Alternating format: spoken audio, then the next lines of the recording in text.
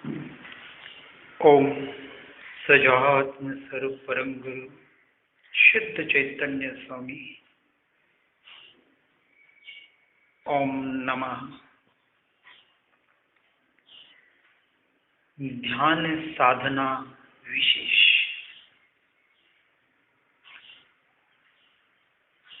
ध्यायते येन तत् ध्यानम, जिसके द्वारा किसी विषय पर मन को टिकाया जाता है यानी आलम्बन लिया जाता है, उसे ध्यान कहते हैं। ध्यातु योग्यम ध्येयम, जो ध्यान किए जाने योग्य हो या जिस पर ध्यान किया जाए उसे ध्येय कहते हैं। ध्यायति य सह ध्याता, और जो ध्यान करता है उसे ध्याता कहते हैं।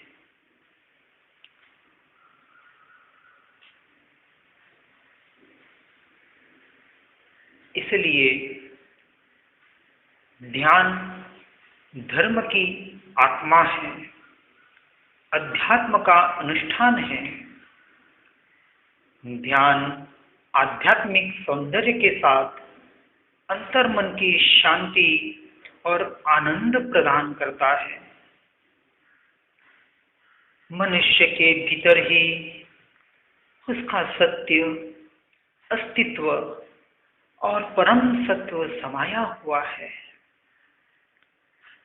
जो भी ध्यान की शरण में आता है उन्हें सारे वैर विरोधों से, राग द्वेषों से वह मुक्त कर देता है। यानी ध्यान सबको पवित्र करने का मार्ग है। शरीर में अवस्थित दूषित ऊर्जा का यह विरेचन करता है। व्यक्ति के मन में रहे हुए पाप, तनाव, अवसाद, इन सब की कटौती द्वारा, यह ध्यान द्वारा होना शुरू हो जाती है।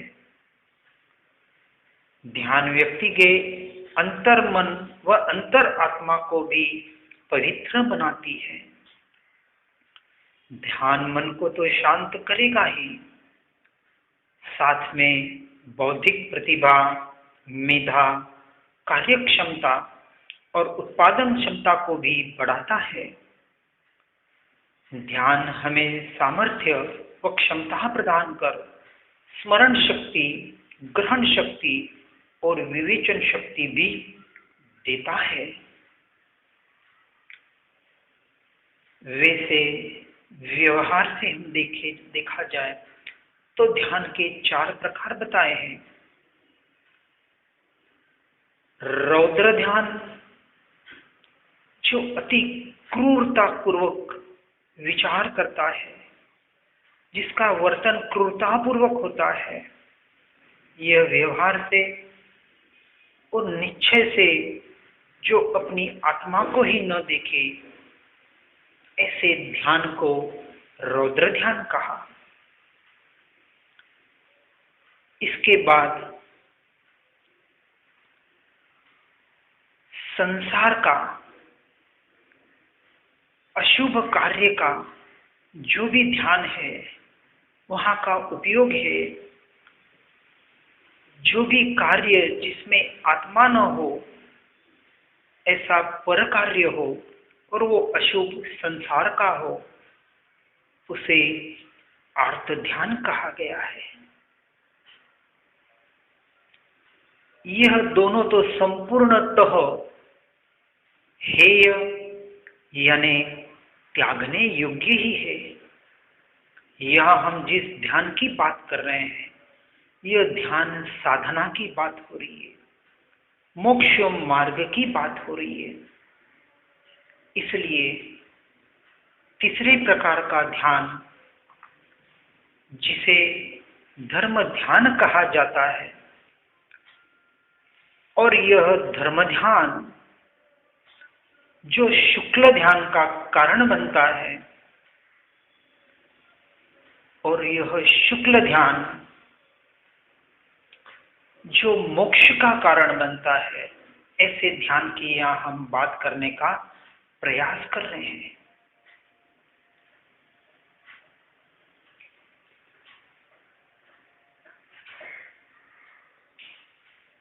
धर्म ध्यान की ओर बढ़ते हुए धर्म ध्यान के भी दो भेद बताएं व्यवहार से। इसलिए धर्म और ध्यान दो शब्दों को थोड़ा समझना है। एक मात्र व्यवहार से बाहर का कुछ चिंतन मनन करके अवलंबन लेकर बाहर मन को शांत कर देना या समता भाव में आ जाना, यह व्यवहार से तो धर्म ध्यान कहलाएगा, जो मात्र पुण्य का कारण तो बनेगा, परंतु मोक्ष का कारण तीनों काल में नहीं बन सकता। इसलिए कहा कि जो वास्तविक धर्म को समझे कि धर्म क्या है, कि वस्तु सहावो धम्मो, वस्तु का जो स्वभाव है उसे जैसा है वैसा ही जानना और वैसा ही मानना, इसका नाम वास्तविक धर्म है। यानी आत्मा के स्वरूप को जो आत्मा का स्वयं का स्वरूप माने और पुद्गल के स्वरूप पुद्गल रूप ही माने, और वहां से उपयोग को हटाकर उसी उपयोग को अपने स्वयं के स्वभाव की ओर, अपने आत्मा की ओर जो लक्ष्य करा है, ऐसे वास्तविक ध्यान को ही यहाँ हम धर्म ध्यान कहेंगे, जो नियम से शुक्ल ध्यान का और मोक्ष का पर्याय में कारण बनता है। इसलिए उस वस्तु के संबंध में अब यहाँ हम आत्मा की बात करने का प्रयास कर रहे हैं, और उसके संबंध में ध्यान विचारना, वही धर्म ध्यान आत्मस्वरूप में प्रवेश करने या आत्मस्वरूप प्राप्त करने के लिए जो भी विचार करना, जो भी निर्णय करना, मन पर उसी स्वभाव को लगाते रहना, यही संस्कार डालते रहना वास्तविक धर्म ध्यान है। अभी हम व्यवहार का कथन कर रहे हैं। निश्चय से तो मात्र आत्मा की स्थिरता होना ही धर्म ध्यान है, सच्चा ध्यान है। धर्म ध्यान से वस्तु स्वभाव में प्रवेश करने की क्षमता आती है, जिससे शुक्ल ध्यान में यानी अपने आत्म स्वरूप में स्थिर रह सकते हैं। शुरुआत तो व्यवहार धर्म ध्यान से ही होती है, जिसमें मुख्यता से विचारणा करके अशुभ भावना या वासना से मन को पीछे हटाना और शुभ और शुद्ध विचारणा या वासना से मन को पोषित करना है और निज स्वभाव की ओर बढ़ना है। धर्म ध्यान और शुक्ल ध्यान यह राजयोग मार्ग है। इसमें शरीर को कष्ट या दुख कम देकर मन की निर्मलता में बढ़ावा देने से सरल व उपद्रव बिना का यह मार्ग है। इसमें मलिन इच्छाओं का मूल से त्याग करने का प्रयास होता है। सुख दुख, प्रिय अप्रिय, शत्रु मित्र, इनको समान मानने का अभ्यास होता है। इसमें मन को ही दृढ़ बनाकर यही सत्य है, ऐसा ही है, इसमें ही स्थिर होना है, इनकी याद भी नहीं करना है, यही सुख दुख का कारण है आदि इष्ट और अनिष्ट के निर्णयों के संस्कार मन द्वारा इंद्रियों पर शुद्ध वर्तन कराकर वहां से हटाकर आत्मा के अधीन करना ही धर्म ध्यान का मुख्य उद्देश्य होना चाहिए। अनादि का जो पर द्रव्य में, पर भाव में एक रूपता का जो संस्कार है, उस संस्कारों को तोड़कर, उन विकल्पों को तोड़कर विकल्प के ही माध्यम से, भावमन के माध्यम से स्वयं की ओर बढ़ना ही सच्चा धर्म व्यवहार, धर्म ध्यान है। अब इस धर्म ध्यान में आगे बढ़ने वाले के लिए कुछ मुख्य गुण बताए गए हैं कि धर्म ध्यान से शुक्ल ध्यान की ओर बढ़ने के लिए श्रावक के या साधक के कौन से गुणों की आवश्यकता होती है, और वह गुण जो ध्यान की साधना में सहायभूत होते हैं और यही आत्म गुणों में वृद्धि करने के लिए भी सहायक बनते हैं, जिससे हम ध्यान की ओर बहुत सहजता से व त्वरा से बढ़ सकते हैं। ऐसे कुछ गुणों को जानने का हम यहाँ प्रयत्न करेंगे। जो जो गुण अपने में हैं उनको छोड़कर जो गुण अपने में नहीं हैं उन गुणों को भी साथ में प्राप्त करना, यह व्यवहार का कथन है। निश्चय से तो आत्मा तो परिपूर्ण सर्वगुण संपन्न ही है, परंतु मात्र निश्चय का कथन कर कर निश्चयाभासी ना होने के लिए साथ में व्यवहार धर्म और व्यवहार से गुण धर्म बताने का यहाँ प्रयास किया जा रहा है। प्रथम तो ज्ञान गुण ही चाहिए, जिससे मैं कौन हूँ, क्या पाना है, प्राप्त करने लायक वस्तु क्या है, किन कारणों से वह प्राप्त होगी और उसमें अंतरायभूत कारण क्या है, इत्यादि बाह्य ज्ञान, व्यवहार ज्ञान प्राप्त रूप योग्यता आनी चाहिए, जिससे हेय गेय उपादेय को सत्य रूप से प्ररूपणा करके उसको जीवन में उतारने का प्रयास होना चाहिए। दूसरा वैराग्य, जिस वस्तु को यानी शुद्धात्मा को पाना है उसकी पूर्ण प्रीति और उसके सिवाय सभी अन्य वस्तुओं में विरक्त दशा प्राप्त होनी चाहिए, यानी परद्रव्य के और पर भावों के प्रति की आसक्ति और मूर्छा टूटनी बहुत बहुत जरूरी है। और उसी को मुख्य कार्य मानकर उसका ही रटन रहना, उसकी ही संपूर्ण लगनी उसी में रहना, उसके सिवाय के कार्यों में असारता समझनी, यानी जिसे क्षणिक का बोध हो जाता है वही वैराग्य समझना है।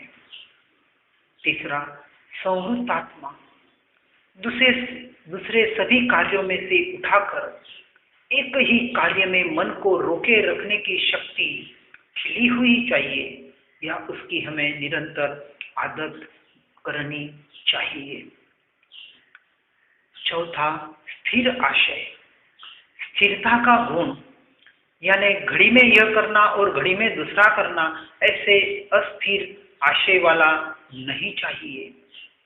एक बीज बोने के बाद फल पाने में विलंब लगता है, वैसे ही एक अभ्यास में मन को स्थिर करके लंबे समय तक नियमित रीति से और उत्साहपूर्वक साधना करते रहने का परिणाम आना चाहिए। पांचवा उपशांत या क्षीण मोह वाला, यानी जब मोह मंद पड़ जाता है, संसार के साधनों से विरक्तता आती है, आत्म स्वरूप ही प्राप्त करने जैसा है, यही सच्चा कर्तव्य है, ऐसा समझकर उसे पाने की ही प्रबल इच्छा होनी चाहिए। यह गुणस्थान अनुसार, यानी पहले से 13वें गुणस्थानक के अपनी दशा के अनुसार यथा योग्य समझना चाहिए। अप्रमादी, मद यानी अहंकार, विषय, कषाय, निद्रा, विकथा, आलस इत्यादि प्रमादों को कम करते हुए आगे बढ़ने वाला होना चाहिए। सातवां, शुद्ध सम्यक्त भगवान। आत्मा के अस्तित्व के होने विषय में दृढ़ निश्चय वालों को शुद्ध सम्यक दर्शन हो सकता है। उसे जड़ चैतन्य का विवेक भिन्नता विचार द्वारा निर्णित होने के साथ, उसकी प्रतीति होने के साथ उसके अनुभव के लिए ध्यानादि की आवश्यकता का महत्व प्रतीत होना चाहिए। आठवां, श्रुत ज्ञान उपयोग वाला, यानी सुनने से या सिद्धांत से, शास्त्रों से जो आत्मादि पदार्थों का यथार्थ ज्ञान है वह स्मरण में रहना चाहिए, जिससे सिद्धियां या चमत्कार में अटक कर कहीं भटकना न हो जाए। क्योंकि ध्यान की दशा में कुछ ऐसी अनुभूतियां होती है जिसमें आत्मा का अनुभव मानकर अटकने के बहुत चांसेस होते हैं। नौवां, दृढ़ संज्ञान, यानी शरीर की दृढ़ता या मजबूती होनी चाहिए जिससे लंबे समय तक साधना यानी ध्यान एकाग्रता से हो सके। इसलिए ऐसी स्थिति में हमें बैठना है या भले सोना है या ऐसा आसन ग्रहण करना है जिसमें हम ज्यादा से ज्यादा स्थिर हो सके। किसी विशेष आसन का हमें आग्रह नहीं रखना है। 10वां, धीर यानी धैर्यवान, यानी कुछ भी हो तो भी मुझे यह वस्तु करनी ही है, मैं इसे मुझे पाना ही है, आत्मलाभ हुए बगैर अब मैं हटूंगा नहीं आदि धीरज वाला उत्साही जीव एक बार, दो बार, बार बार प्रयत्न करके उस विजय को पा लेता है। इसके लिए हमें चींटी के दृष्टांत को समझना चाहिए, जो बार बार चढ़ के गिरती है, गिर के चढ़ती है और अंत में चढ़ने में सफल हो जाती है। 11वां, जीव पालक, यानी छखाई जीवों की रक्षा करने वाला होना चाहिए। जो अपने आप को आत्मा मान लेता है वो सभी जीवों को आत्मस्वरूप मान ही लेता है, फिर वो दूसरे जीवों की हिंसा कैसे कर सकता है। 12वां, हो सके वहां तक हमेशा सत्य बोलने वाला जीव आत्मस्वरूपता में जल्दी से आगे बढ़ सकता है। 13वां, दत्तभुजी, यानी व्यवहार के प्रपंचों में फंसा हुआ नहीं होना चाहिए। इसलिए प्रयोजनभूत अप्रयोजनभूत बातों को समझकर अप्रयोजन बातों से, असत्संग से और असत प्रसंगों से निरंतर हटते हुए सत्संग में और सत्प्रसंग में रहने वाला होना चाहिए। 14, ब्रह्मचर्य, वीर्य का रक्षण करने वाला व्यवहार से ब्रह्मचारी कहलाता है, जिससे उपयोग की जागृति प्रबल बनती है, शरीर निरोगी रहता है, बुद्धि का विकास होता है, स्थिरता बढ़ती है और निश्चय से तो ब्रह्म यानी आत्मा में ही चर्या करने वाला सहज ऐसा ब्रह्मचर्य जीवन में घटित करना पड़ता है। 15वां, पवित्र हृदय, हृदय की पवित्रता, सरलता संकल्प विकल्पों से दूर रखने में सहायक होती है। विषय वासना की अपवित्रता किसी का बुरा करने की, बदले की, मानापमान की इच्छा चित्त को एकाग्रता से हटाती है और आर्तरोध ध्यान कराती है। इसलिए हृदय को हमेशा पवित्र और सरल बनाने का जो भी उपाय हो उसे करने वाला होना चाहिए। 16वां, स्त्री कामचेष्टा, यानी इन दोनों से, स्त्री से पुरुष से और पुरुष को स्त्री से यानी कामचेष्टा से दूर रहने का मजबूत प्रतिबंध त्याग मार्ग में रखा गया है। क्योंकि अनादि से मैथुन यानी वासना के संस्कार आत्मभान भुलाने का काम करते हैं। काम चेष्टा का स्पर्श भी आत्मस्थिति का प्रतिबंधक है। काम की स्थिति को भोग कर उसे उल्लंघ कर ही आत्म शांति मिल सकती है, और सत्संगों से और स्वाध्याय के माध्यम से, आत्म ध्यान से इसका मंदपना या नाशपना को प्राप्त हम करा सकते हैं। 17वां, निसंग। साधना मार्ग में आगे बढ़ने वालों को विशेष संसर्ग में, संबंधों में नहीं आना चाहिए, और ज्ञानी पुरुषों का संग ज्यादा से ज्यादा करना चाहिए, और विशेष तो कुसंगता का तो संपूर्णतः निषेध ही होना चाहिए। जिसके संग से संसार की भावना बढ़े, वह आत्म उपयोग भूले, वह कुसंग है। इसलिए हो सके वहां तक सत्संग, और न होए तो निसंग होने का, और वहां से भी आगे बढ़ के निसंग होने का ही निरंतर प्रयत्न करना चाहिए। बड़ों की, वृद्धों की सेवा कि जो ज्ञानावृद्ध, विचार वृद्ध और अनुभव वृद्ध हो, जो अगत्य के उपयोग के बाबत की जानकारी रखने वालों हो, ऐसे ज्ञानी जनों की, गुणी जनों की सेवा करने वाला होना चाहिए। 19वां, निराशा। इस लोक या परलोक संबंधी आशा इच्छा रहित होना चाहिए, क्योंकि इच्छा ही बंधन है, विक्षेप उत्पन्न करने वाली है, मन अस्थिर करती है। यानी सर्व प्रकार की आशाओं का त्याग करने वाला ही आत्मज्ञान को पा सकता है, और वह निराश नहीं होता है मात्र, और उदास नहीं होकर संसार से उदासीन हो जाता है। मानापमान, मत पंथ को चलाने की इच्छा, आशा का भी त्याग आत्मगुणों में सहायकारी बनता है, और ऐसे बाह्य तत्वों से वो निरंतर निराश रहने वाला जीव होना चाहिए। 20वां, कषायों से रहित होना। जीव को हो सके वहां तक कषाय रूपी क्रोध, मान, मायालो रूपी कषायों को जरा सा भी स्थान या आदर ना देकर आत्मगुणों में मददगार, क्षमा, नम्रता, सरलता और संतोष रूपी मित्रों को बुला बुला कर सदा अपने पास रखना चाहिए। जैसे प्रकाश व अंधकार एक साथ नहीं रहते, वैसे ही कषाय व आत्मज्ञान साथ नहीं रह सकते। 21वां, जितेंद्रिय बनना। इंद्रियों के विषयों की तरफ ध्यान दृष्टि करने वाले मन को दौड़ाने वाले आत्म ध्यान नहीं कर सकते। मन इंद्रियों को प्रेरणा करता है, और बाहर के इष्ट अनिष्ट पुद्गलों का ग्रहण त्याग कर उसमें राग द्वेष पैदा कर आत्मा के ऊपर कर्मों के आवरणों को बढ़ाता है। इसलिए इष्टानिष्ट विषयों में राग द्वेष न हो, ऐसे जितेंद्रिय बनने वाला जीव धर्म ध्यान में आगे बढ़ सकता है। 22वां, निष्परिग्रही।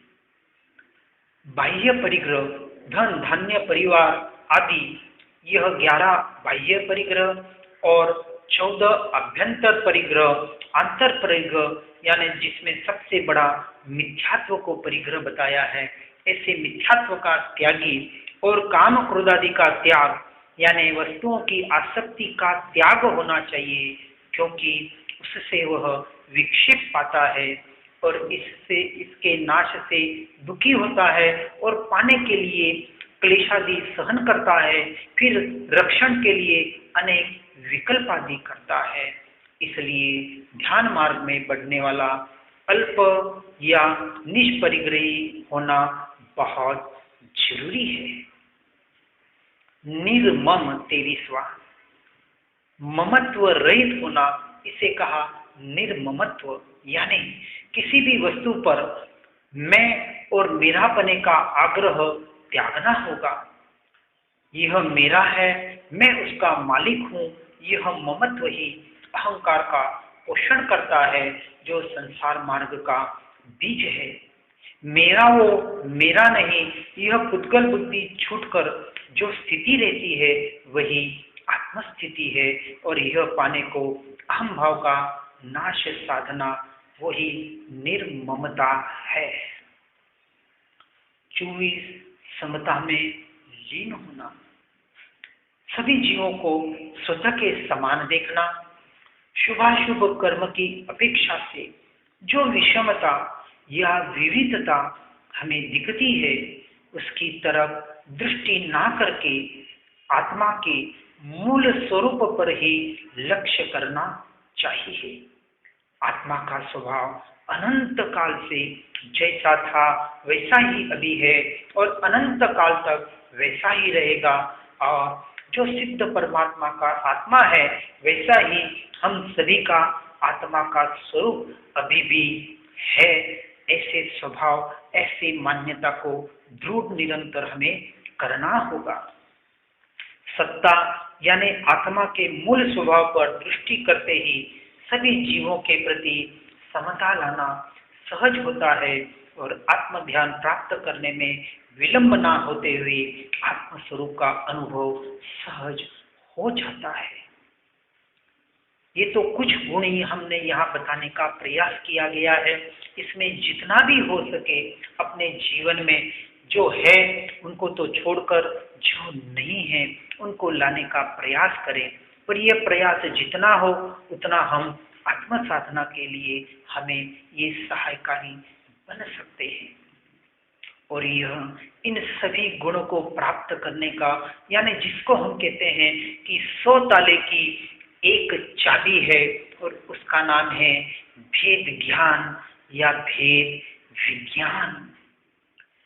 पर वस्तु को, पर द्रव्य को, पर भावों को पर स्वरूप ही जानना और अपने स्वभाव को स्वयं के स्वरूप ही जानना और मानना और पर से छूटते हुए अपने निरंतर स्वभाव की ओर आने रूप वेद ज्ञान का अभ्यास जितना जितना हम अपने जीवन में करते जाएंगे, ये गुण हमारे में अपने आप सहजता से आते जाएंगे। कहीं विशेष रूप से बाहर से लाने का प्रयोजन हमें करना नहीं पड़ेगा। इसलिए अपने वस्तु स्वभाव पर जानना जो निरंतर मेरे ज्ञान स्वभाव के माध्यम से हो रहा है, ऐसा जो ज्ञान स्वभाव जो अनंत गुणों के साथ रहा हुआ है, ऐसे अनंत गुण जो एक एक प्रदेश में रहे हुए हैं, ऐसे असंख्य प्रदेशी जो एक शरीराकार होते हुए भी अखंड है, अभेद है, एक रूप है, ऐसे त्रिकाली ध्रुव परमात्मा स्वरूप सिद्ध स्वरूप अपने भगवान आत्मा का निरंतर चिंतन मनन, उसकी और ही दृष्टि करने का हमें सतत प्रयास करना है। और उसके लिए ही यह धर्म ध्यान का बाहर व्यवहार से एक मन को एकाग्र बनाने का, कि जो मन निरंतर बाहर भटक रहा है उस मन को स्थिर करके फिर उस मन के द्वारा, उस भाव मन के द्वारा अपने मन भाव मन को अपनी आत्मा में स्थिर करने के द्वारा यह फिर उस विकल्प से भी मन से भी अमन होते हुए निर्विकल्पता की ओर बढ़ने की यह संपूर्ण साधना है। इसी को हम धर्म ध्यान से शुक्ल ध्यान की ओर बढ़ने की साधना कहते हैं। और ऐसी साधना करने का हम यहाँ थोड़ा प्रयास कर रहे हैं कि जिसकी वजह से हमारे इसमें धर्म ध्यान के जो 4 भेद बताए हैं और उसके अनुसरण जो कार्य बताया है उसको हम अगले विशेष में जानने का प्रयास करेंगे। जिनाज्ञा विरुद्ध कुछ भी कहा हो तो मिच्छामि दुक्कडम।